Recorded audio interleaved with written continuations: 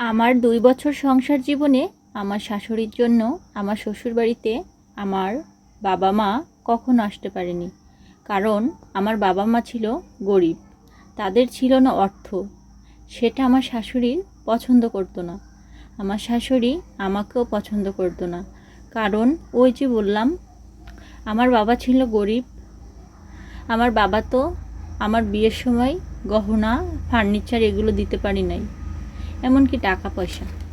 সে চেয়েছিল মূলত যৌতুক, এক কথায়।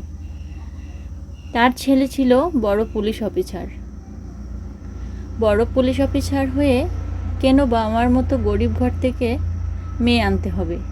কিন্তু আমার স্বামী ছিল উল্টা। সে আমাকে দেখার পর অন্য মেয়েকে বিয়ে করবে না, তাই বলে দিয়েছে।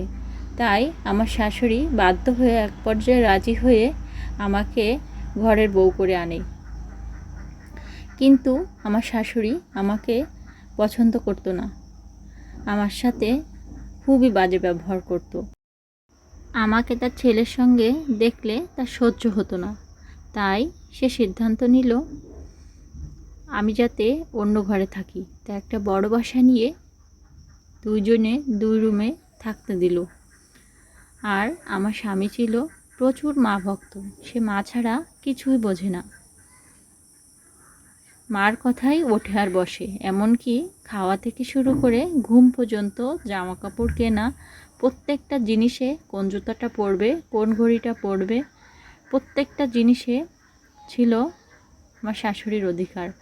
আমি কখনো আমার স্বামীর জন্য এগুলো করতে পারতাম না। কারণ আমার স্বামী চাইলেও আমি পারতাম না। কারণ আমার শাশুড়ি সেটা কখনো করতে দিত না।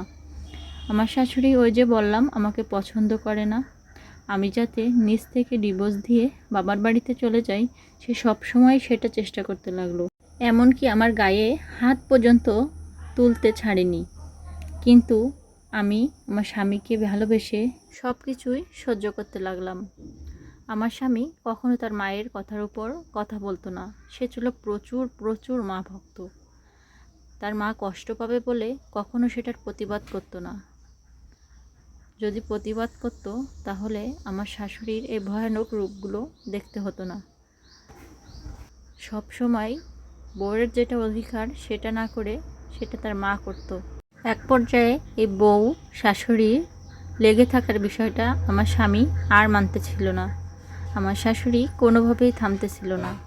তারপর আমার স্বামী নিজের হাতেই নিজেকে শেষ করে দিল। এটা আর কেউ না, এটা হলো এএসপি পলাশ অফিসারের জীবনের গল্পটা। আপনাদের যদি ভালো লেগে থাকে অবশ্যই লাইক, কমেন্ট, শেয়ার করে পাশে থাকবেন। ধন্যবাদ সবাইকে। আসসালামু আলাইকুম।